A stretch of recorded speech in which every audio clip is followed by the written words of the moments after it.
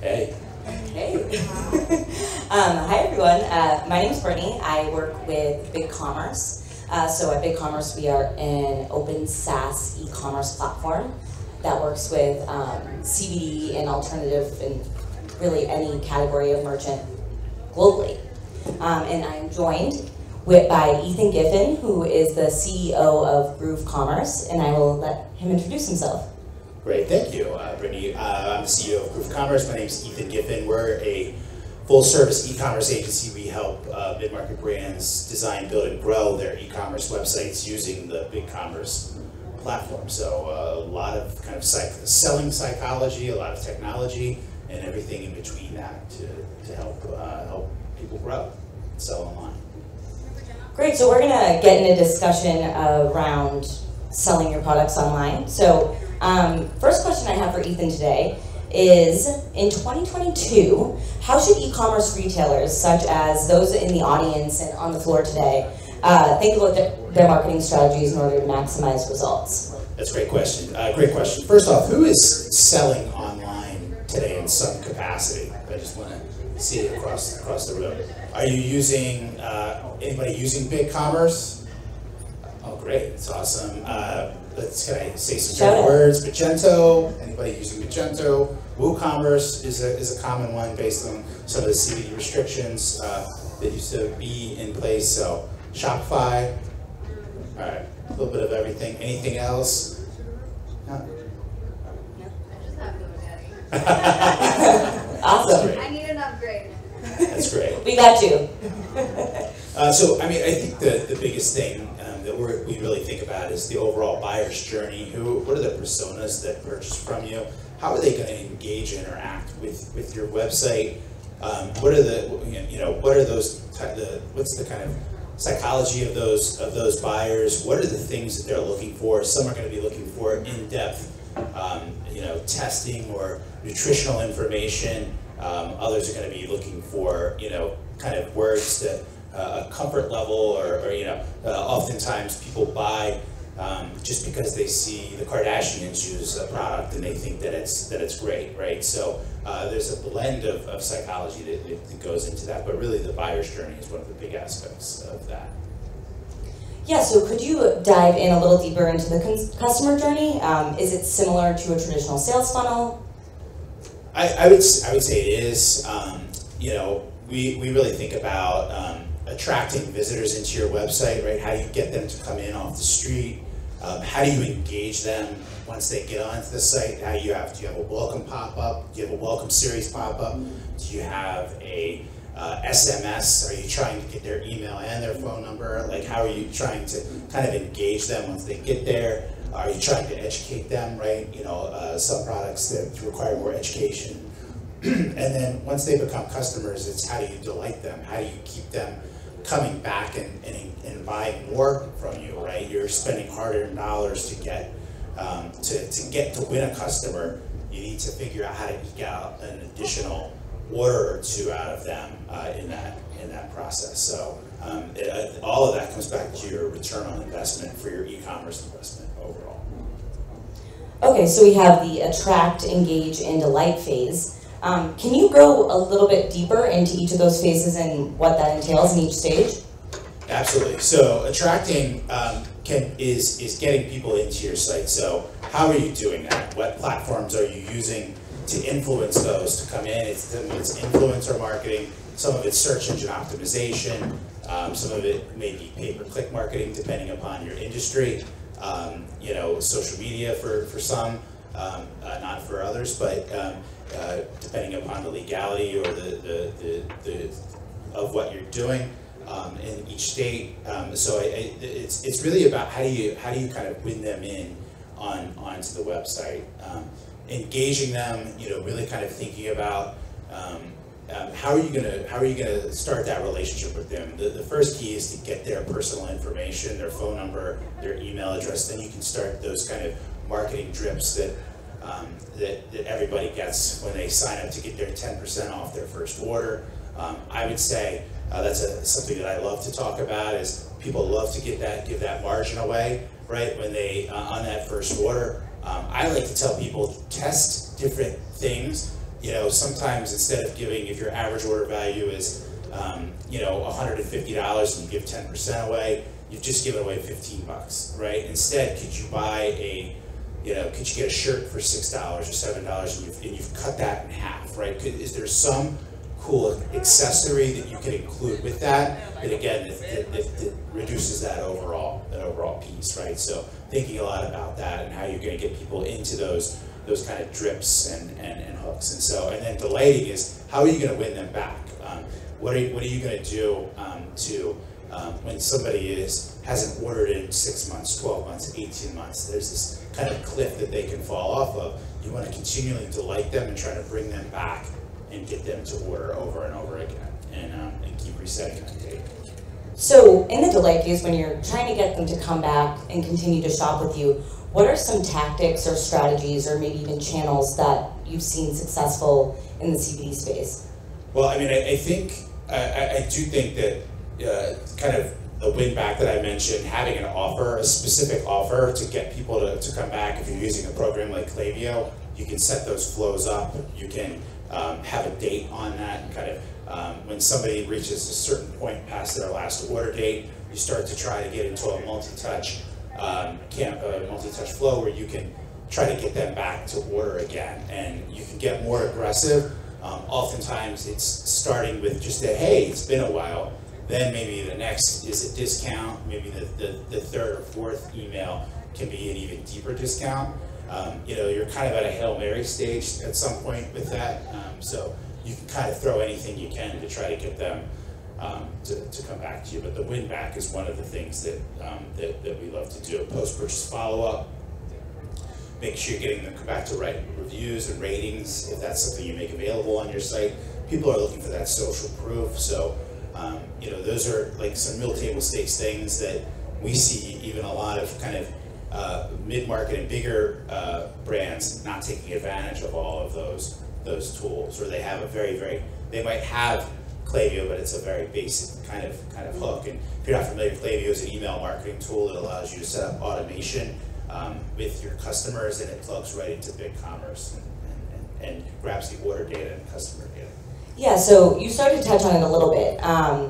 What are some, especially in the CBD and hemp space, it can be challenging to market online and to attract new customers, right? So are there any common pitfalls that you see CBD merchants taking? Maybe they're missing some steps or not optimizing properly? But it's tough, and it's one of the things that I kind of mentioned BigCommerce in the beginning. There was that was what the platform du jour that people had, and now you see people like BigCommerce open up to be able to leverage with CBD brands and to be able to take advantage of more of those features and functionality. So that's something that we look at first is, do you have kind of all of those? Do you have marketing automation? Do you have the right analytics? Do you have everything kind of set up to be able to understand what you're doing and then figure out a game plan to aggressively grow it overall? And being a partner of BigCommerce for many, many years, what are the opportunities that you've seen merchants unlock, especially in the CBD space, once they make a decision or they're evaluating maybe to bring their brand onto BigCommerce? So one of the things that's, CBD can be a complex business, right? We definitely know that. One of the things that is really great about BigCommerce is that it is cloud-based, and you don't have to maintain a code base like you do with something like a WordPress or a Magento. You don't have to maintain, patch all of security.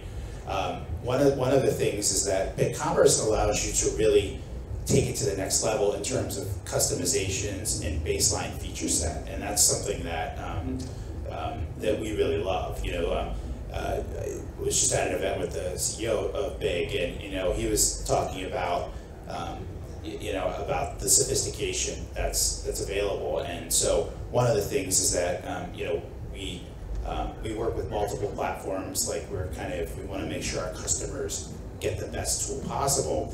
But some platforms like Shopify are great if you have a very simple business. But once you start to get into complex business rules, complex logic, complex discount and coupon codes, like all of those types of things, it becomes, that's where Big really excels for them. And I think that it really fits. You don't have to, you're not locked into a specified payment provider like you are on some other platforms. You have much more flexibility overall.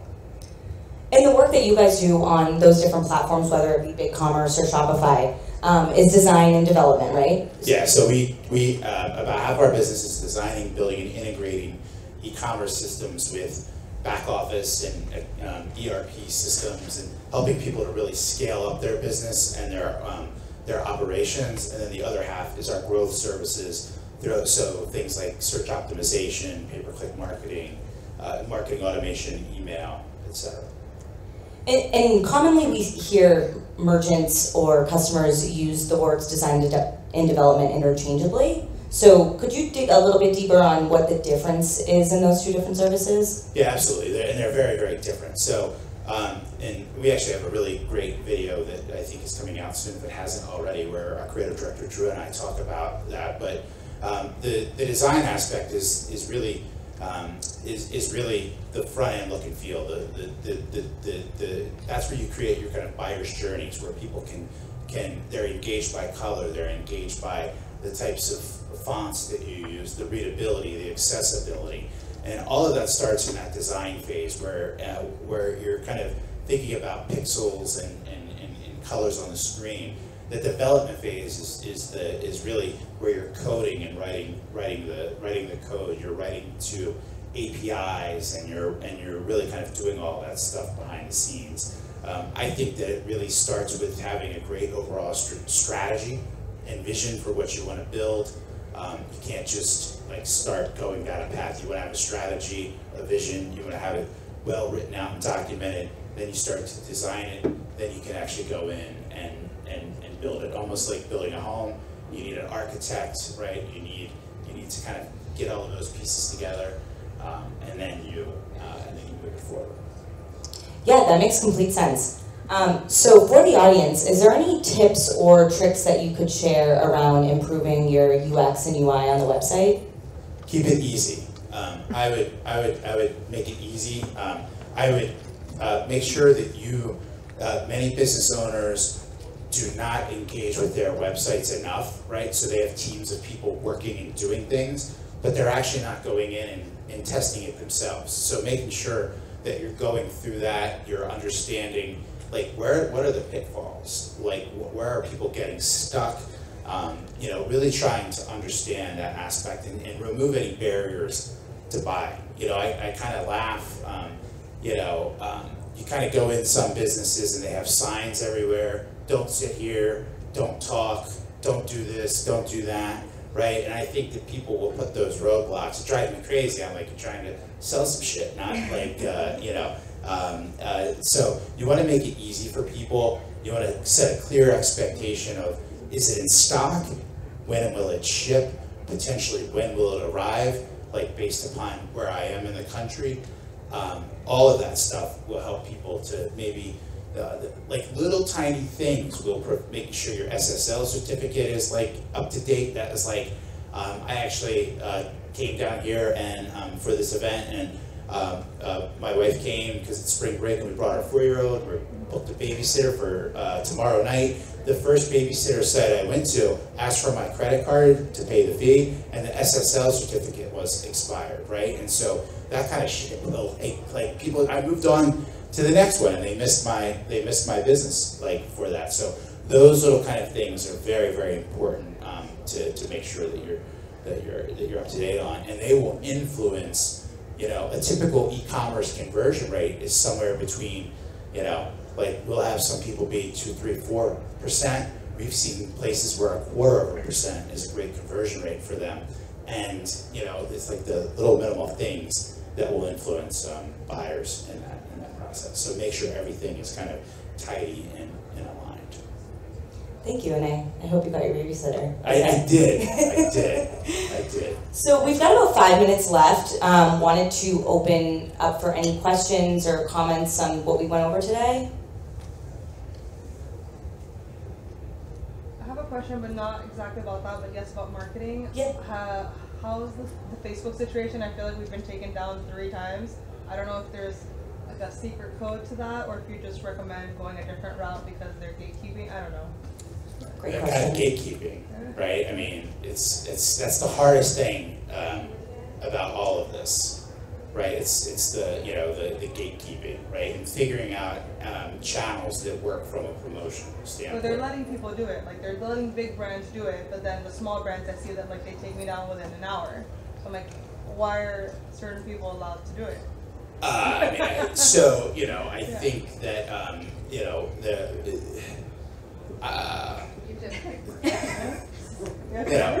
we're recording this, but I think that so maybe I don't want to fully answer, but I think that bigger brands have more access and more influence, right? And I think that smaller brands get stuck in the automation of all of it, right? Whereas bigger brands definitely get more access to people. We've seen that in every aspect of advertising. Right, like if you watched any of the 60 Minutes about Facebook advertising with, kind of the election stuff, the Facebook had reps sitting at desks on both presidential campaigns, offices, helping them to spend more money. So I think that access is, it becomes an access thing, and it's very, very tough. So figuring out alternative ways to get to it is the hardest part. Question off that. Have you seen merchants successfully work around Facebook and any other ways that you've seen really drive more attention and attraction to their website outside of those paid channels that can be a challenge? Just a lot of influencer mentions and things like that. I think kind of trying to go around, but that's hard from a paid standpoint to kind of get that to scale. Overall, but direct campaigns of buy this don't really they get kind of spun up in it, and it's tough. It's tough. I think that will evolve, but I think with that evolution will come a greater scrutiny on the industry as a whole. Yeah. Any other questions? All right. Thank you guys very much. Thank you.